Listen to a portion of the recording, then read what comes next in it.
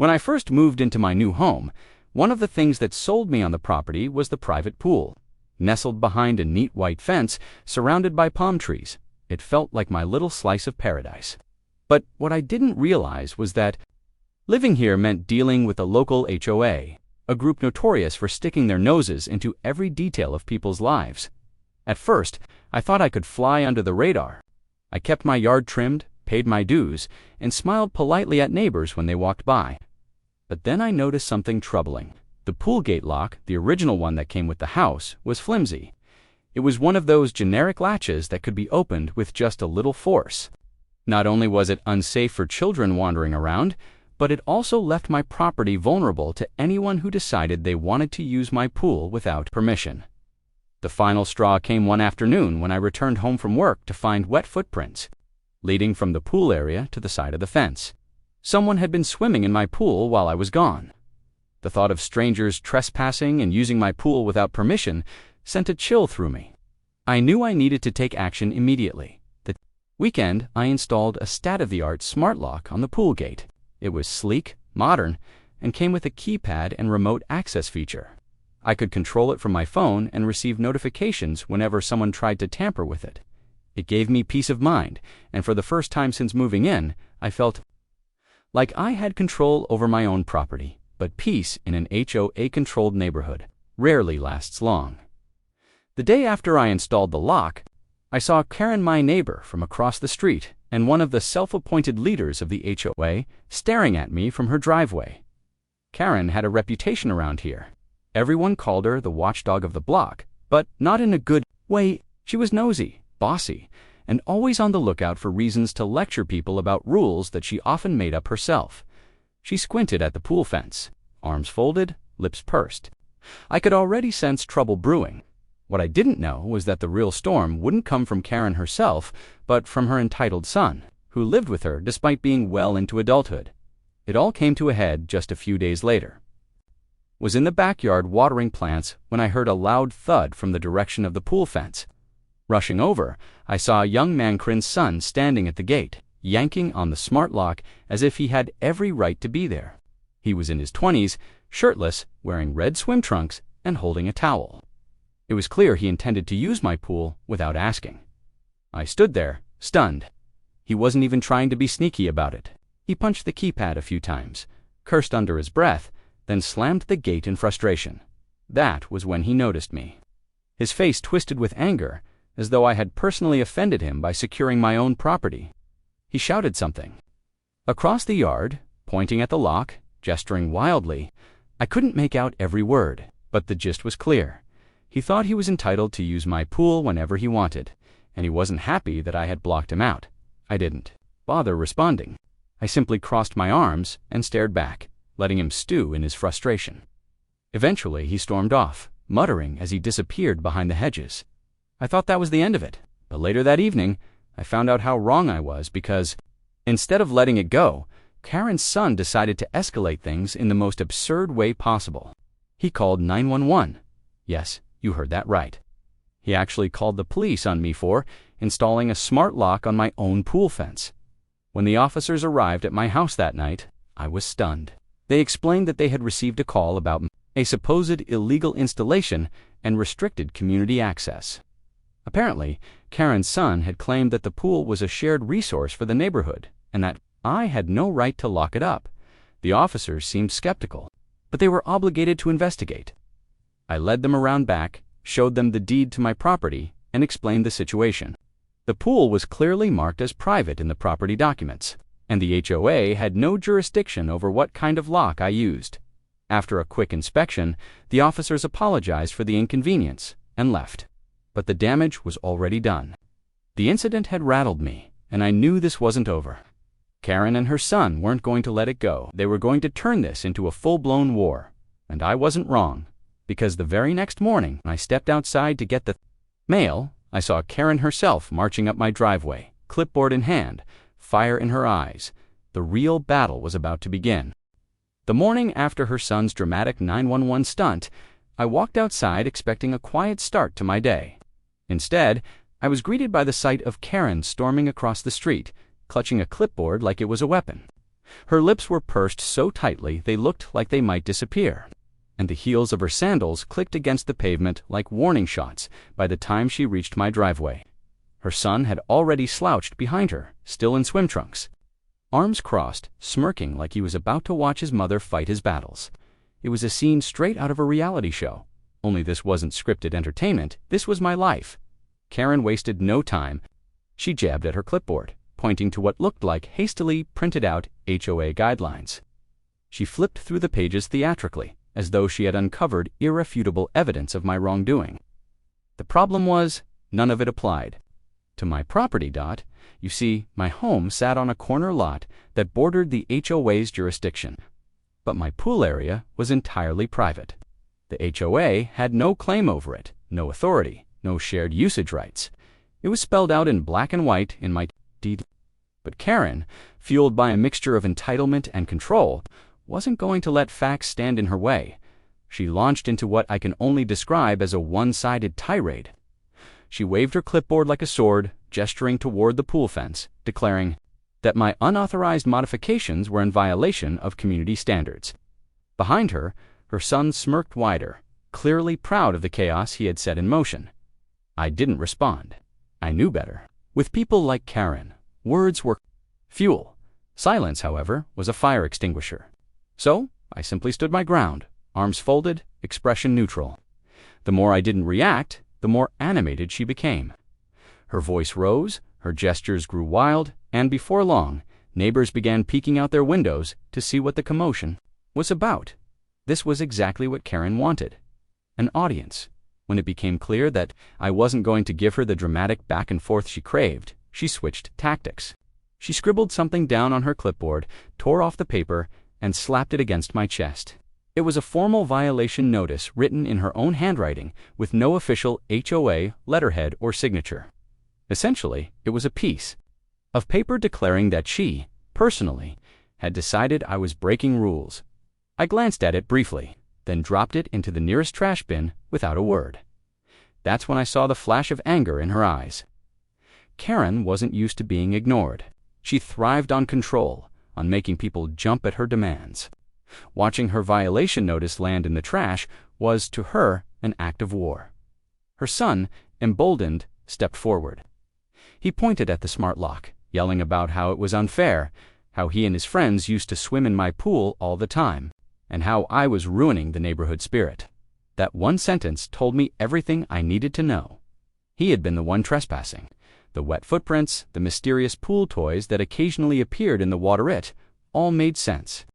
Now, Karen's son believed he had a right to my pool, and Karen, rather than correcting him, was backing him up.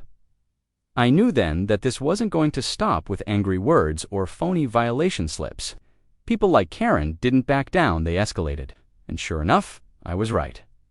The very next day, I returned home from work to find a group of HOA board members standing at my fence. Karen was with them, of course, arms crossed triumphantly, as though she had finally gathered her army. They were inspecting my smart lock, murmuring among themselves, shaking their heads as though I had committed some unspeakable crime. When I approached, they tried to look official, but the cracks showed immediately. Their claims were flimsy, their reasoning absurd. They argued that my lock was a safety hazard, that it restricted community enjoyment, and that I was creating division within the neighborhood. I pulled out my property documents right then and there. The board members went quiet as I pointed to the section that clearly outlined the pool as private property outside HOA jurisdiction. Some of them shifted uncomfortably, clearly realizing Karen had dragged them into a battle they couldn't win. But Karen wasn't about to let facts ruin her crusade. She doubled down, insisting that shared neighborhood traditions overruled legal documents. Her son chimed in, mocking me, calling me selfish, telling everyone that the pool had always been open for everyone. That was when I noticed something important. One of the board members, an older gentleman who rarely spoke, quietly slipped away from the group. He looked almost embarrassed to be part of the spectacle. I had a feeling he knew this entire charade was baseless, and he didn't want to be involved when it inevitably blew up in Karen's face. As the rest of the board bickered and Karen fumed, I realized something critical. This wasn't just about a smart lock. This was about control. Karen couldn't stand the idea that someone in the neighborhood might defy her self-imposed authority. And her son Lazy, entitled Desperate for Entertainment, was using the situation to justify his own trespassing. That night, I sat on my porch listening to the quiet hum of crickets and thought about my next move. I knew Karen wasn't finished. The police had already been called once, and if history was any guide, she would try again. But what Karen didn't know was that my smart lock came with more than just security features. It also came with a hidden weapon one she wouldn't see coming, because every time someone attempted to tamper with the lock, it logged the attempt, complete with a timestamp and a photo from the discreet camera mounted nearby. And over the last few days, it had already captured more than a few familiar faces that belonged to Karen's son and his friends, caught red-handed trying to break into my pool, and soon those logs were going to be very, very useful. The HOA board's little performance at my pool fence had left me with a sour taste. But it also confirmed something I already suspected: Karen wasn't going to stop. Her son had grown bolder, and the more I resisted, the more determined they both became to force their way into what they believed was community property. What they didn't realize was that every time they tried, my smart lock was watching. The device wasn't just a fancy lock, it was a digital watchdog. Every failed code entry, every tug on the handle, every attempt to pry it open, it recorded everything. And the discreet camera mounted just above it captured crystal clear images within a week. I had a growing collection of evidence: Karen's son trying to brute force the keypad, his friends climbing the fence and shaking it, even Karen herself standing watch as though she were supervising a community project rather than trespassing on private property. At first, I considered confronting them with the evidence immediately, but then I realized that doing so would only trigger another shouting match on my lawn, with Karen waving her clipboard and her son sneering in the background. No, I needed to be smarter. If Karen and her son were going to drag me into a war, then I was going to fight it with precision and let the facts speak for themselves. The opportunity came sooner than I expected. One Saturday morning, I was enjoying a cup of coffee when I heard shouting outside. I stepped onto my porch to see Karen's son once again rattling the pool gate, towel over his shoulder, already dressed for a swim. Karen stood a few feet away, arms folded, glaring at me as if daring me to intervene. I didn't move. I didn't need to, because at that exact moment, the smart lock beeped loudly, logging yet another failed entry attempt. I felt my phone buzz in my pocket with the notification. Another image, another timestamp, evidence piling higher by the day. Karen's son eventually gave up, stomping away in a tantrum, while Karen muttered something about calling the HOA board again. I went back inside.com, knowing I had everything I needed. Sure enough, 2 days later, I received an official letter from the HOA. This one was properly formatted, unlike Karen's scribbled violation notice, and it accused me of uncooperative behavior and withholding community resources. They demanded that I remove the smart lock within 10 days or face fines. That was the moment I decided to act. I gathered the evidence from my smart lock: every photo, every log, every attempt to break in. I organized it into a neat file, complete with dates and times, and then I wrote a letter of my own, addressed to the HOA board. I explained that not only was the pool private property, but repeated attempts to trespass had been documented and could be escalated to law enforcement. When the next HOA meeting rolled around, I showed up with my file. The room was packed, as they often were whenever Karen stirred up drama. She sat near the front, her son lounging beside her with that same smug grin as though he had already won. I waited patiently as the board ran through their agenda until finally my case was brought up. Karen launched into her speech immediately. She talked about neighborhood traditions, about how everyone had always used the pool, and about how I was isolating myself from the community. Her son chimed in too, playing the victim, claiming I was harassing him by blocking access. When they were finished, I stood up, calmly, quietly. I walked to the front and set my file down on the table. Then I opened it. Photo after photo slid across the surface. Karen's son tugging at the gate, trying to punch in codes, climbing halfway over the fence, Karen herself standing nearby. Each one stamped with the exact time and date, Each one undeniable. The room went silent. The smug grin faded from Karen's son's face, replaced by a flicker of panic. Karen herself stiffened, her eyes darting toward the board members as though daring them to side against her. But the evidence was too clear, too overwhelming. One of the board members, the same older gentleman who had slipped away during their earlier visit, spoke up. He reminded everyone that trespassing was a criminal offense and that the HOA had no jurisdiction over private property. He said, in no uncertain terms, that the matter should be dropped immediately before it escalated into something far worse. Karen's face turned crimson. Her son shifted uncomfortably in his chair, staring down at the table. For once they had no words. I left that meeting without saying much else. I didn't need to. The silence that followed me out the door said everything. But just when I thought I had finally put the matter to rest, I heard the unmistakable sound of sirens the following week, because Karen's son, humiliated and cornered, had decided to play his last card. He had called 911 again this time, accusing me of locking him inside the pool area. It was a lie, of course, but lies have a way of spiraling, especially when Karen was behind them. The week after the HOA meeting felt like a breath of fresh air. For the first time since moving in, the neighborhood was quiet. No more shouting at my fence, no more phony violation notices shoved under my door. It almost felt like I had finally but peace in an HOA ruled by Karen is nothing more than the calm before the storm. It was a Wednesday evening when the sirens broke the silence. At first, I thought they were passing through, but then they slowed, pulling right up in front of my house. My stomach dropped. I already knew who was responsible. 2 police cars stopped at the curb. Officers stepped out, serious expressions on their faces. My neighbors peeked through blinds and cracked open doors, hungry for the spectacle. And standing at the center of it all, like a director waiting for her curtain call, was Karen. Son loomed beside her, arms crossed, feigning outrage. This time, the accusation was different. They weren't claiming I had installed an illegal lock. No, Karen's son had taken it a step further. He told the police that I had locked him inside the pool area and refused to let him out. It was a ridiculous claim, but ridiculous. Claims have a way of snowballing when presented with enough confidence. The officers approached me, explaining the situation. I remained calm, though inside I could feel anger boiling.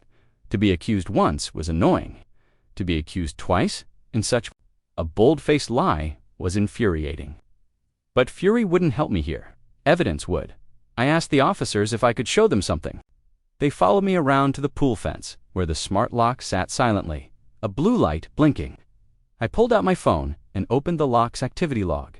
There it was, in black and white, the exact timestamps of every attempt on the gate. That day, multiple failed entries, no successful unlocks, and certainly no record of anyone being locked inside. Then, I pulled up the camera feed. The latest footage showed Karen's son trying the keypad, failing, shaking the gate in frustration, and finally walking away. At no point did he enter the pool area, let alone get trapped inside. The officers leaned closer, watching carefully. Their skepticism was clear. When I scrolled back a bit further to show previous days' more attempts, more failures, more proof, their expressions hardened. They turned to Karen's son. He shuffled on his feet, muttered excuses, glanced at his mother for backup. Karen tried to step in, waving her hands, insisting the footage was taken out of context. But her words fell flat. The officers weren't buying it this time. One of them reminded Karen's son that filing a false police report was a serious offense. The color drained from his face. For the first time, the smug confidence evaporated, replaced by the realization that this wasn't just a game anymore. Karen, however, wasn't ready to let go. She tried to redirect, claiming that the lock itself was a hazard, that children in the neighborhood might get hurt, that I was endangering the community. It was the same tired excuse she had clung to from the start. But the officers weren't interested in her theatrics. They told her plainly the pool was private property, the lock was legal, and any further attempts to misuse emergency services could have consequences. The sirens faded as the police drove away, leaving Karen standing in the street, red-faced and fuming. Her son trailed behind her, quiet for once, his bravado crushed. That night, I sat by the pool with the gates securely locked, the water reflecting the stars above. I thought about everything that had happened, the trespassing, the HOA intimidation, the police calls. It would have been easy to feel defeated, to let the stress consume me.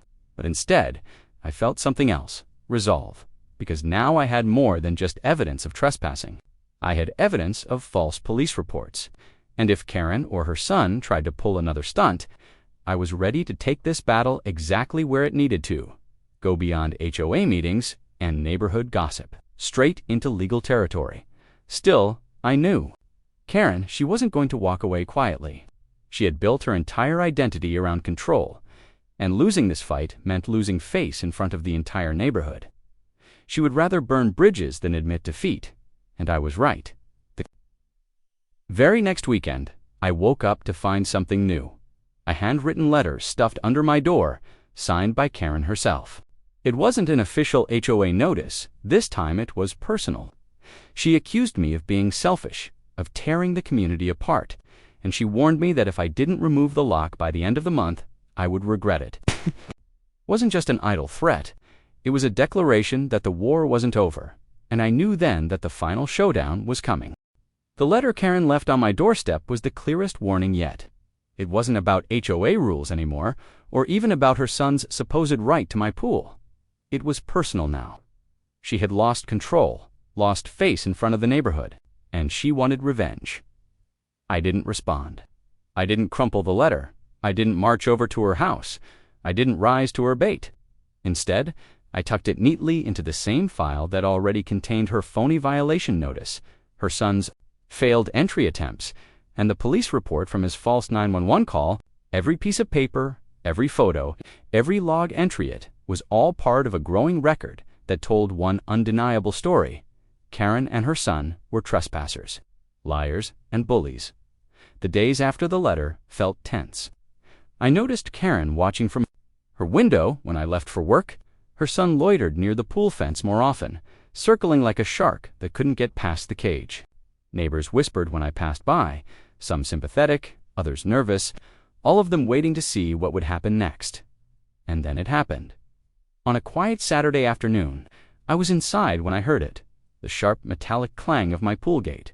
Rattling violently, I rushed out back and saw Karen's son halfway over the fence, one leg dangling on the inside, arms straining to pull himself over. This time, he wasn't just tampering with the lock, he was breaking in.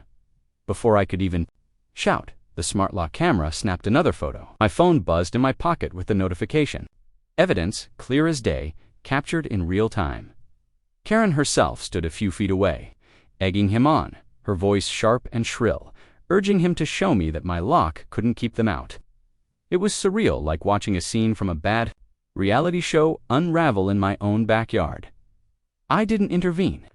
I didn't need to, because just as Karen's son swung his other leg over the fence and landed on the inside, a pair of police cars rolled up at the curb. This time, I hadn't called them. A neighbor had died, apparently. The commotion had been loud enough for someone nearby to finally step in. Tired of Karen's endless drama, the officers strode up quickly, and what they saw was undeniable. Karen's son standing inside my fenced pool area, Karen outside encouraging him, and me standing calmly on my own patio, phone in hand. The officers didn't waste time. They demanded that Karen's son step back out of the pool area immediately. He froze, caught in the act, the weight of reality crashing down on him. Karen tried to argue, tried to spin the narrative, as she always did, but this time, the evidence wasn't just mine. It was live, right in front of everyone's eyes. When her son finally climbed back out, the officers informed him that he was being cited for trespassing. They reminded him that this wasn't just neighbor drama, this was a crime, and repeated offenses could lead to far worse consequences. Karen erupted, shouting, waving her arms, accusing the officers of bias, of protecting me, of ruining her family. But her words fell flat. No one was listening anymore. The neighborhood was watching, though. Curtains twitched, doors cracked open, neighbors stepped onto porches. They saw Karen, red-faced and sputtering, and her son, pale and silent, standing against the police. And they saw me, calm and collected. The supposed selfish neighbor who had done nothing more than secure his own property, that was the turning point. The officers filed their report, And as they drove away, with Karen still yelling into the street, the neighborhood's opinion shifted. No longer was I the newcomer who had stirred up trouble with a smart lock. I was the homeowner who had stood firm against harassment, who had documented everything, who had let the truth speak for itself. Karen's power crumbled overnight. The HOA board, tired of being dragged into her vendettas, quietly distanced themselves. The older gentleman who had once slipped away from the pool inspection made a motion to formally recognize that my pool was outside HOA jurisdiction. The motion passed, with it any official leverage. Karen thought she had evaporated. As for her son, the trespassing citation stuck. It wasn't jail time, but it was a record, and it was enough to make him disappear from my fence line for good. Next time I saw Karen, weeks later, she didn't march across the street with a clipboard. She didn't shout about community traditions or write phony violation slips. She just glared from a distance. Bitterness etched into her face, the fight drained from her voice. And me. I sat by my pool, the smart lock glowing softly in the evening. Light, the water calm and undisturbed. My little slice of paradise was mine again, secured not just by technology, but by the truth that no amount of HOA bluster or entitled tantrums could erase that in the end. Karen and her son tried everything: reports, phony rules, intimidation, trespassing. But all they managed to do was expose themselves, and the smartest lock of all wasn't the one on my pool gate. It was the one on my patients, because I refused to give them the reaction they craved, and instead gave them the one thing they couldn't. Fight evidence. The war was over, and I had won.